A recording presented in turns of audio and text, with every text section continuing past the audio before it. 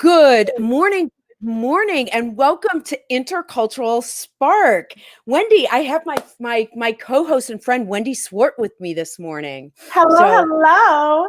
Welcome so much. So Intercultural Spark, and I know everyone has this. Intercultural Spark is about that spark inside of you. Like each person has it that drives them to spark change in the world, whether as a business owner or sometimes it's retirees that are that just have a mission to achieve, or just people trying to kind of build and make a difference. So that's what we're here about.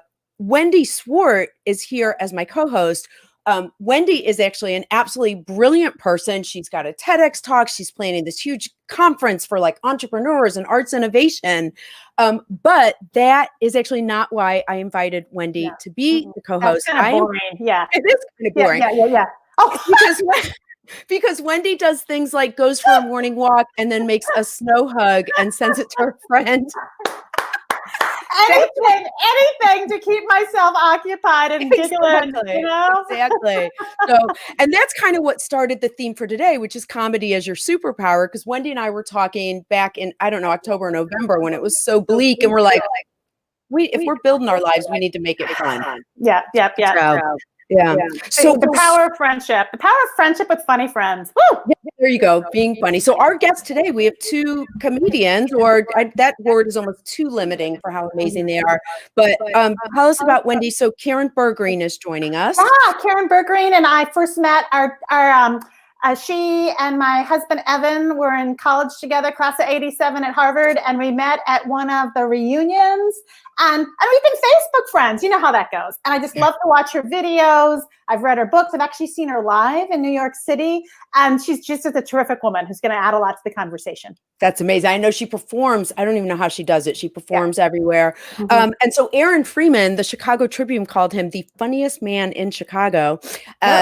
And also he loves to kind of just like stir things up a little bit. I met Aaron when he spoke at our synagogue to a very conservative group of people about how you could use the Bible to show that God was actually evil. So a lot of controversial. No, not at all. But yeah, also he's been a very serious actor. He's had long running shows across Chicago with the Second City, but also really interesting. And we'll find this with both our guests. Aaron is an amazing, he's really into physics and science. And of course, Karen, which you would understand as a comedian, was trained as a lawyer. So, so welcome to Intercultural Spark. Can't wait to talk to both of us.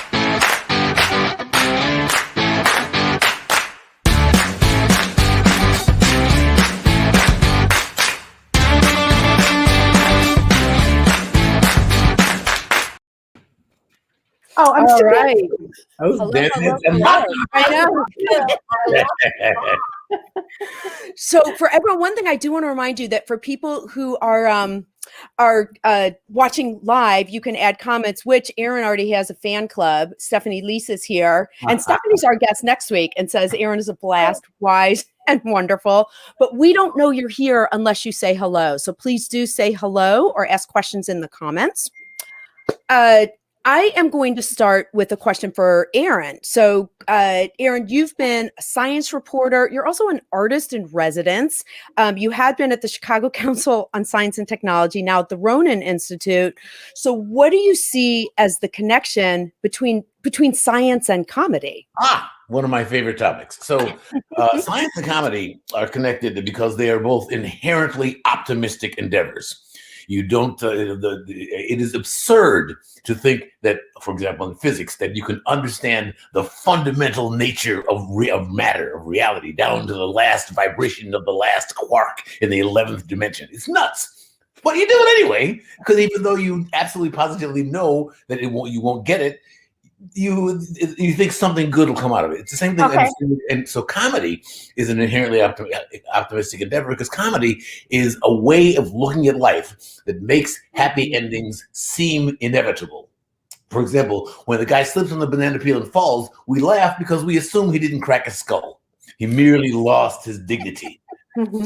So that in the comedy world, everything's going to be fine in the end. All of Shakespeare's comedies end in marriage.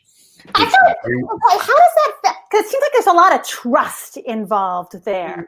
Trust that you're going to figure out the physics and you're going to figure out the funny part of. And I'm just curious if that plays a role or not in terms of trusting your audience. It's faith. It's a way of looking. Yeah, okay. The happy endings are an assumption that we make in comedy and in science. It is, we assume that you contribute to, for example, I worked as an improviser for a very long time with Second City, and the assumption is always that your contribution will not end the scene, make the scene, but it'll improve it. It'll have something useful to give to your fellow improvisers. But didn't you also say, was that you who was doing the project with the University of Chicago, where you were actually looking at how comedy, though, like how it actually changes the brain a little bit? Like, have you seen that connection? And by the way, Brianna says, ooh, I love how you said science is inherently optimistic. What an interesting connection. So thanks, Brianna, for being here.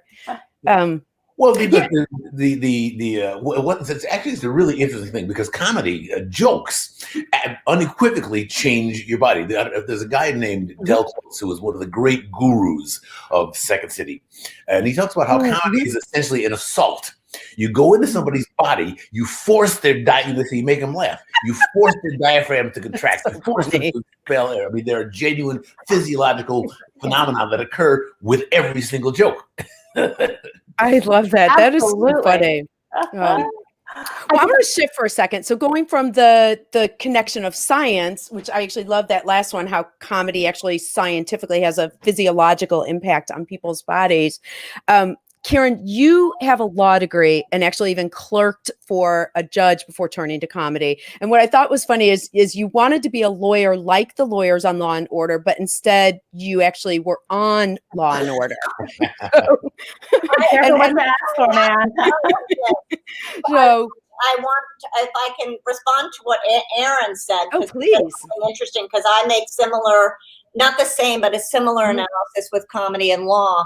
But I do want you to know that when I auditioned for Law and Order, the casting director has you in for an interview before she auditions you. And she said, just so you know, I would never, ever cast you as a lawyer. And I'm like, I have to tell you that every lawyer looks like me. But it's like TV lawyer is like, blonde with high cheekbones. You know what I mean? So I was going to throw that in. What I was going to say is I often make in my classes and stuff, because I sometimes get lawyers, when you write a legal argument, this is using a different part of the brain than the sciencey thing, but when you're writing a legal argument, you take a set of facts and you come up with a conclusion that's persuasive based on your facts. And you have to manipulate the facts a little bit and that it should fit your conclusion. When you're writing a joke, you take a set of facts and instead of coming up with a persuasive conclusion, you come up with an absurd conclusion. It's like, so unexpected.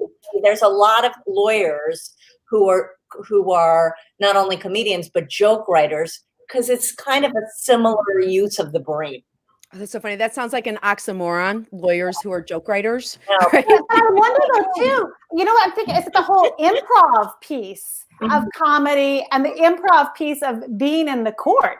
You got to play with what you got. It's happening live, right? Oh, that's true. Sure. And in both cases, you're playing to an audience trying to get a specific reaction.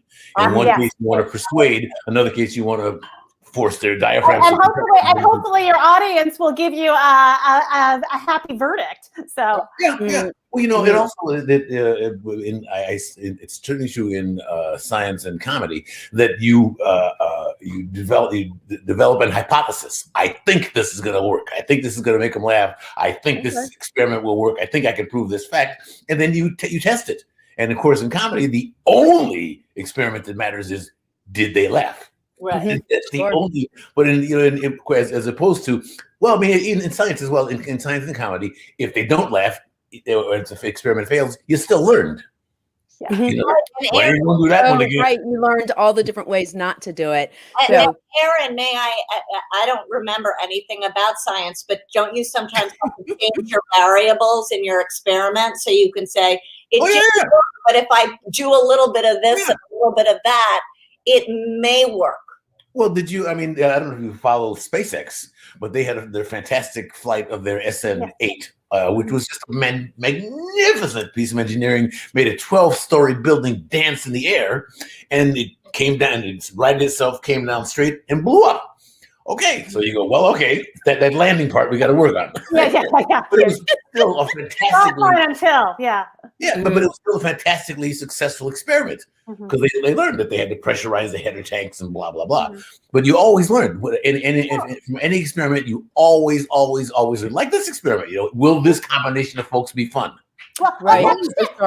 And in Crossing our innovation, fingers. in the innovation and entrepreneurship world where I'm in a lot with artists, we learn so much from our failures, right? We learn from our failures. So we learn from the jokes that fall flat, is my guess. So. Well, they say that the difference between a master and a beginner is that a master has failed more times than a beginner has. There you go. That's so interesting because that's true for both of you when you talk about failing. And just a reminder for people who are watching live, please say hello and ask questions in the comments. We'd love to. That's how we know you're here. That's like for the comedians, we need that immediate feedback. Feedback. Are we Or else we're talking like, to ourselves?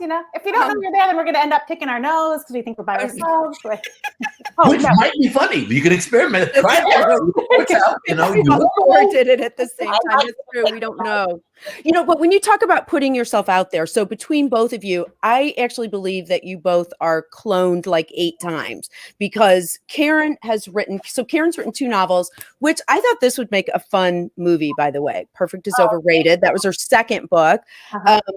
But so Karen's got 2 books. From what I understand, you like perform practically every night. You're in normal teaching. Time. So I don't know. So you're constantly putting yourself out there. And then Aaron as well. It's like the more things that you find about you, there's like something more that you've done, whether it was a show on NPR or which I thought was funny, and HuffPost, because you wrote or either write or wrote for the HuffPost.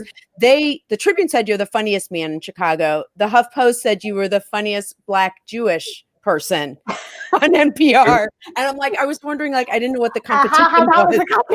It's not much. But yeah, so talk about that. You both are putting yourself out there all the time. I mean, Aaron, you've been nominated for 4 Emmys.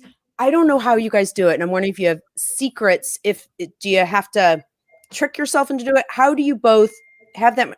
How do you manage that to put yourself out there so much, both from a time perspective and just from like a protect your ego perspective? Well, may I go first, Aaron? Are you okay? Please. I do, on the one hand, this may go back to your point about being optimistic, but, on the one hand, protect your ego. On the other hand, more opportunities for success. Obviously there's more opportunities for failure. Like I've gotten way more rejections in my life than I've gotten acceptances, but you can't move forward if you don't put yourself out there. Published. So true. Sure. Published, but I've had 2 novels rejected. You know what I mean? And I'll keep writing them.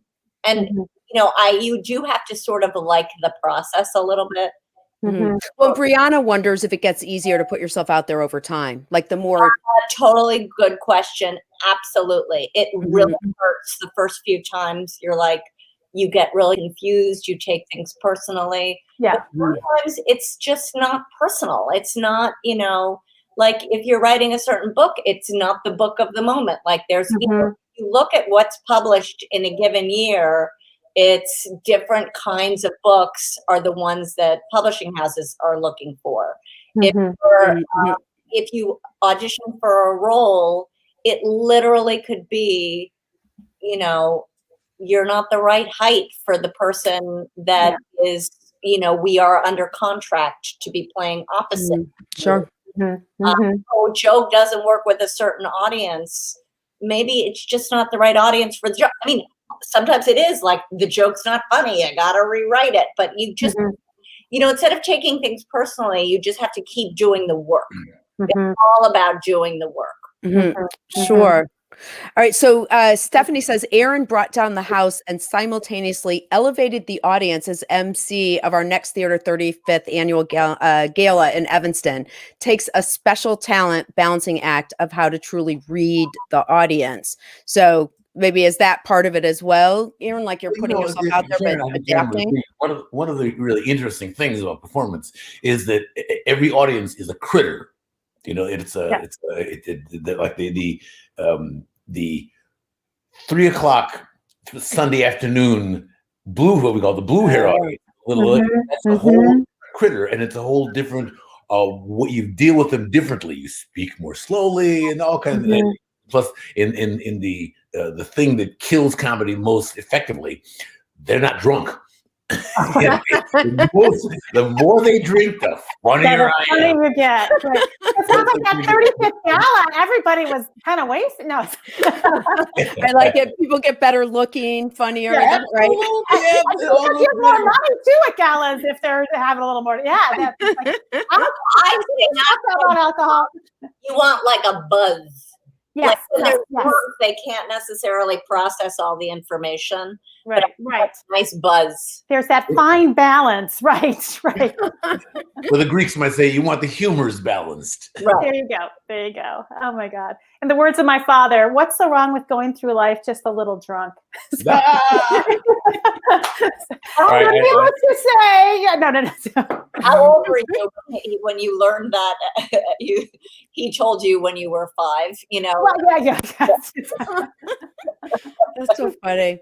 I'm actually, because I can, I'm going to move us around here and spotlight. It's all about you guys, man. There you go. Exactly. All right. So I want to do 2 things now. I want to, because I know we want to talk a little bit the pandemic. Everyone's been inside and how that's changed things. And if I can, I wanted to just show one thing that I thought was funny. And I know it has to do with like that unexpected ending. But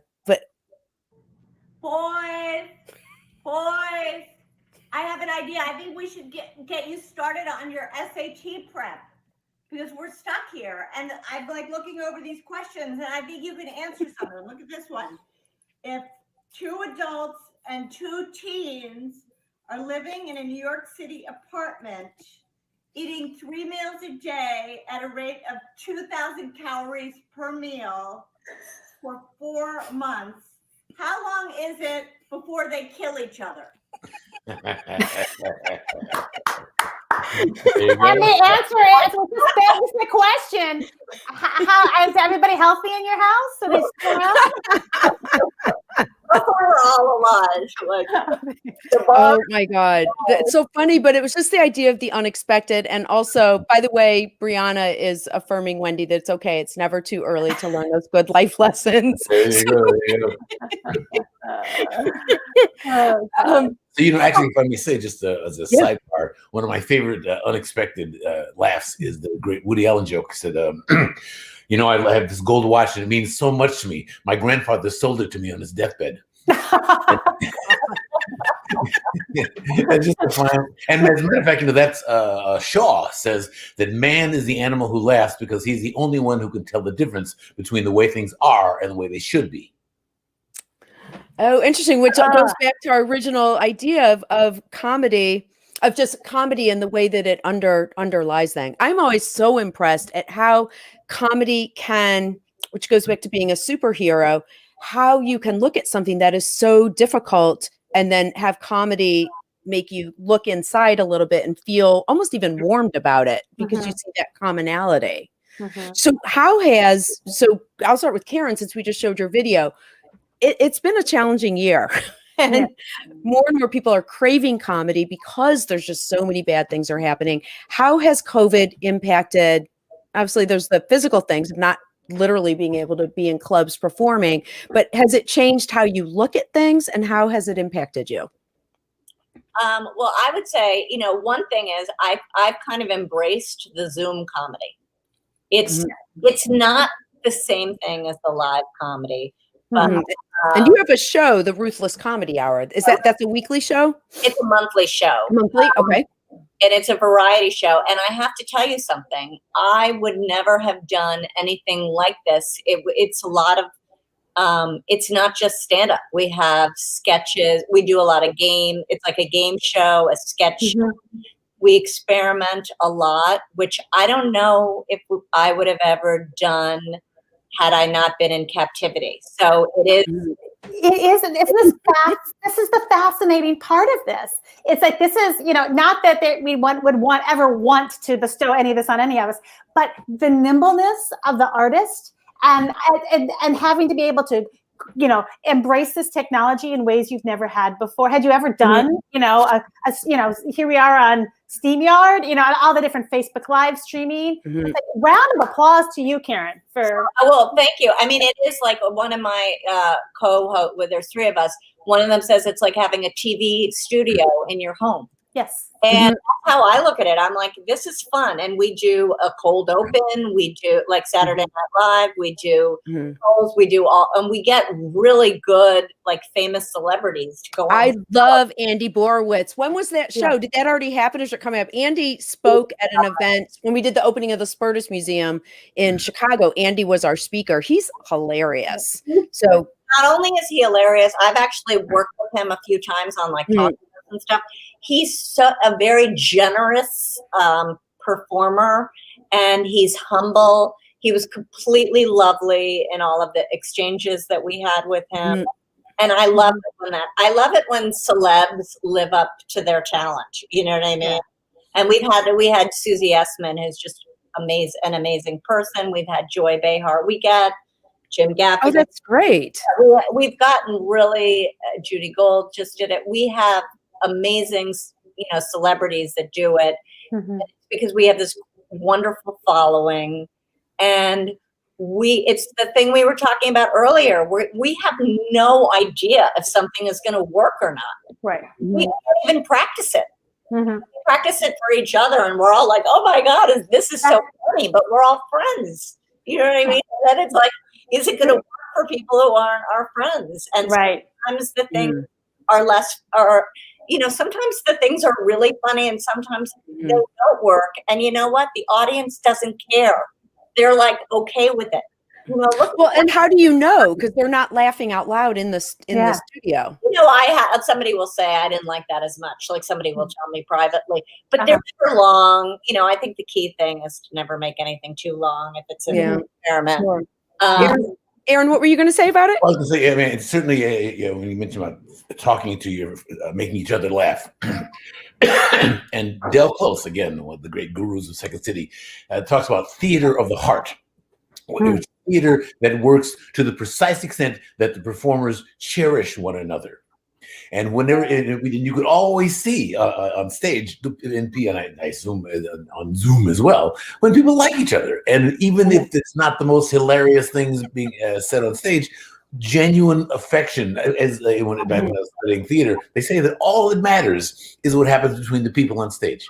And that's all that really, if you see genuine affection, genuine caring, genuine amusement, the jokes will come because you're a human being. You're hysterical. Well, and don't we want to see people having a good time? And there's something about seeing other people having fun. Like Deanna and I were just talking about how when we really get into things. I was thinking the same thing. Say that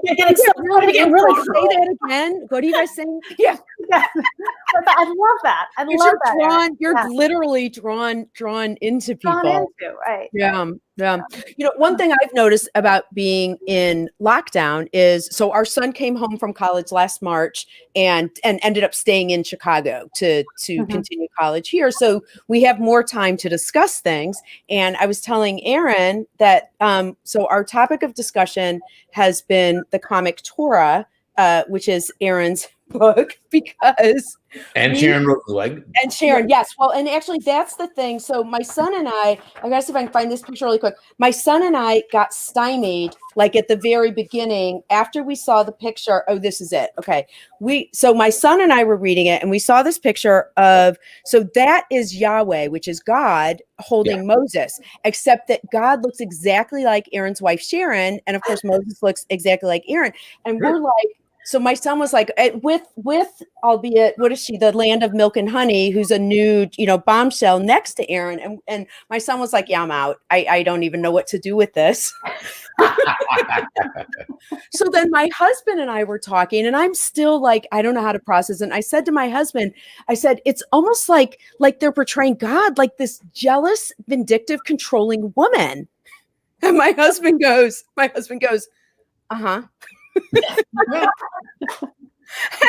and my husband, who's also not Jewish, married to a Jewish woman, he was like, yeah. And then we just realized, like, sort of the joke permeating it, but we've had so much fun.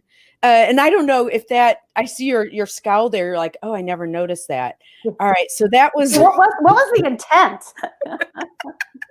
What was the intent? The intent was to do a weekly Torah comic so that the people who hire me for Jewish events would know how deeply I've studied. But if you read the book, Yahweh is a horrible character, just a terrible, mass murdering, genocidal, racist, sadistic, hideous creature. I mean, the stuff that Yahweh does is just terrible. And so, you couldn't. It's not ignorable if you read the book. But also, with the feminine part is that the Shekhinah, as we say in the book, the Shekhinah, the divine presence, is always, amongst the rabbis, has always been feminine. And the real rabbis say that the other point to that was that the rabbis believe that Yahweh transcends gender, and anything you can do to confuse people about that, to get over this notion that Yahweh is some guy or some woman, anything you can do to confuse that is good. Because you should be confused, because the ultimate mysteries are like mysteries. Although it was fun that you did things like, because in the Bible, like if you read the Bible literally, this is what's so fun when you look at the connection between comedy and the Bible. But I guess apparently somewhere in the Bible it says Isaac was 37 when Abraham brought him to be sacrificed. So then the drawings show him, and then kind of make fun like 37, like kids who move back home and like don't know that they can go to their parents. Isaac's like, okay, Dad, let me lie down, tie me up. Isaac was not. When Eliezer, who goes to get the wife for him, Abraham tells him, says, whatever you do, don't let her meet Isaac until after she agrees to marry him. Don't let her meet him. And so there's a lot of out there. There's a lot of speculation that Isaac had some issues. 37-year-old guys will let Dad tie you up and put you on an altar. I mean, it's just not. It's not normal behavior. Well, and how does that work? So you converted to Judaism. Was that after you and Taryn married? And I know you're also. Oh no, it was well before. Way before. Talk about that, but also then tie into, I know you're an artist in residence at a synagogue as well. So, because I do think there's a long and long lost Jewish tradition of the Meturgeman. So when the Jews went to Babylon, they very quickly learned to stop speaking Hebrew. They just, because they were in Babylon, so they spoke Aramaic, and so the services continued to be in Hebrew, and no one, shock. A lot of people just didn't learn biblical Hebrew. So the job of the Meturgeman was to amusingly translate the Torah portion. Like in my synagogue, when you read the Torah portion, surprise, surprise, very few people know what it says. They don't read biblical Hebrew. So the job of the Meturgeman is to entertainingly translate the biblical Hebrew into the modern vernacular, in my case, modern vernacular English. And so that was what I did. Every week I would read the Torah portion for that week, and then I would amusingly translate it so that people would pay attention during the Torah reading rather than checking their Facebook. I love it. That actually, and that is, if you look, that was the way. That was the way Judaism was done till about 1,000 years ago. And then it stopped, and there's virtually nowhere where it's done anymore. Oh, you're actually one of a kind. Or still, you're bringing it back. Well, not me. I mean, I studied with a guy named Rabbi Amahai, in New York. So he actually was trying to bring back the tradition. So there are a few of us out there doing it.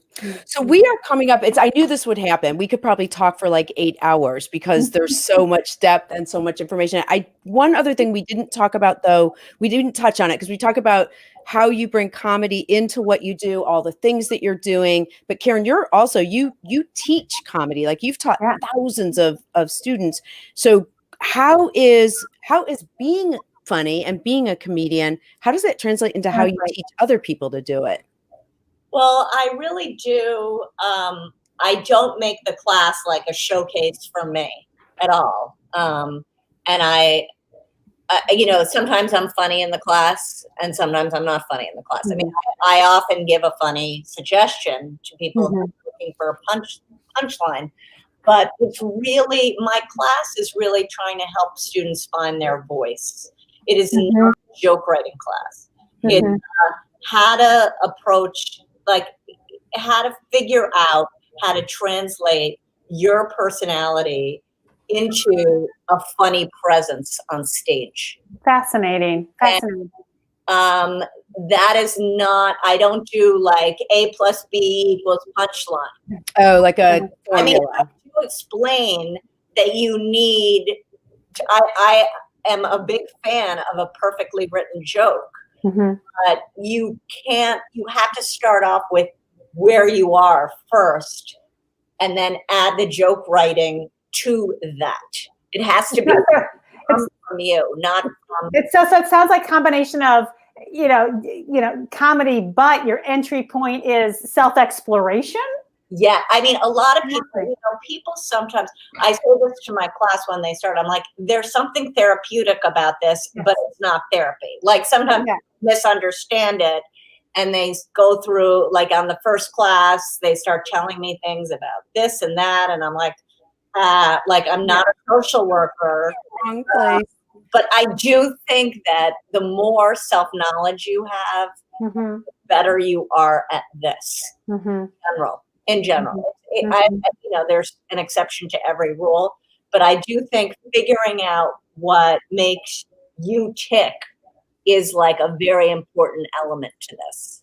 Oh, that's fabulous for everything. I'm sorry. Excuse me, Aaron. Yeah.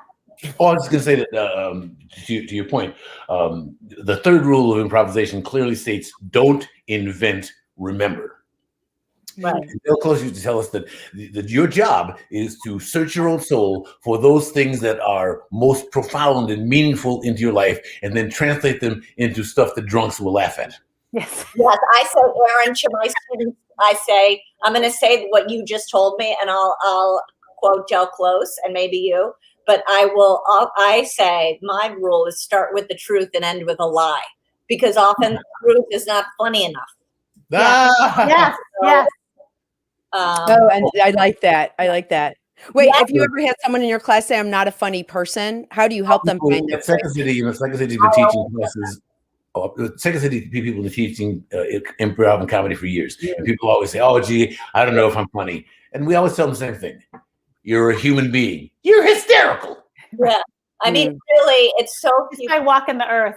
The people who end up sort of being like, every now and then I have somebody I cannot help, and it's because they're resistant to the suggestions. Well, you kind of have to expose yourself a little bit too, though. If you're drawing from your personal experience, you do have to. I mean, it sounds like just you have to be pretty vulnerable a lot of the time, both to expose your own experiences, but then also to put yourself out there and see how people will respond. Right. And the experiences don't have to be really private experiences. Like when I say personal, I don't mean like, tell me what position you have sex in. Do you know what I mean? Right. Well, that could be funny. That could be funny. Like, you prefer, olive oil to butter. Do you know what I mean? It could be that. It's just small. It's not the same about the winners. It's the small moments, right? These little bits that everybody has. Yeah. What they call the telling detail. Yes.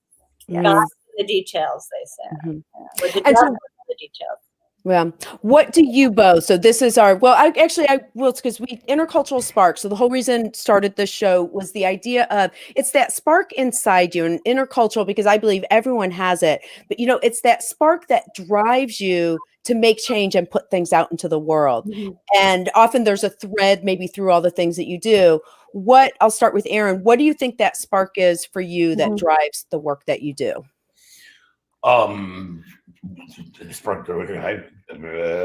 Ignorance.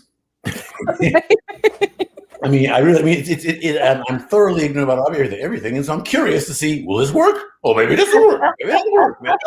Maybe it can be, and I mean, there are many things that I'm really, curious about because I know a little about them. So what is driving? Well, currently, though, I will say that, and this has to do with comedy a little bit too. Currently, my big passion is to promote Lincoln's better angels of our nature.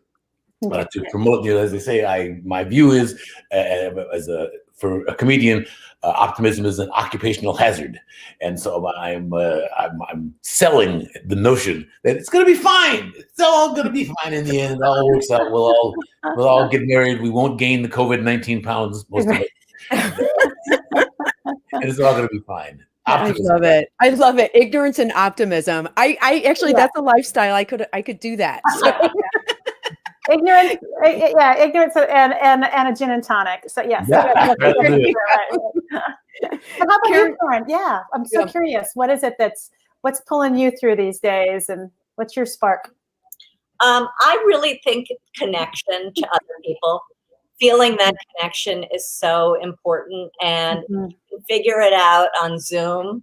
God bless. Like, I really do. I mean, that's the thing I love about our Ruthless show, or when I do other comedy shows on Zoom or teaching. It's that shared experience that everyone has. And one thing, just to bring it into the intercultural thing, one of the advantages of teaching on Zoom and even performing on Zoom is we get people in my comedy class now. I just had a student who would wake up every morning and take her class from Shanghai, China. Like, she was, I had students from Africa. I had a student in Zambia, students in Australia, people all over the country. And it is like, wow, it's just really interesting to hear what is funny, like where that cross section of funny is. Like, I mean, I would say I think I'm probably the only person ever to have translated stand-up comedy from Farsi to English, because it's the jokes. Does it translate? Oh yeah. Great. Well, yeah. I mean, and it's the same kind of kind of stuff. There's one of my Sciency Optimist things. There was a black comedian, in Iran, where we're going in November. In Iran, when you want to find the Negroes, you do the same thing you do in the U.S. is you go down south. So down in southern Iran is where all the Afro-Persians are. And this guy's telling a crowd about. He went up to Tehran, where they never see any black people, and people kept saying, "Why is your skin like that? How'd you do that? Why does that come off or whatever?" And he said, and I got so sick of hearing it, I finally just told him I fell into some ink. And so the black comedians in Iran make white people jokes. Just like here. Oh, those white people are just so endlessly amusing. Yes. Okay, that sounds like a topic. We'll have you back. That's like a whole other show as far as like racial stereotypes in different countries and how that and how do they translate or not? Oh, they do. In Nigeria, the Igbo, who used to be Jews and they became Catholics, but the Igbo, they all they care about is money. All the women, they don't care what you look like and who you are. They just want money. I mean, the same, which is exactly what the Filipinos say about the Chinese. All those Chinese women, all they want is money. They're all these kids.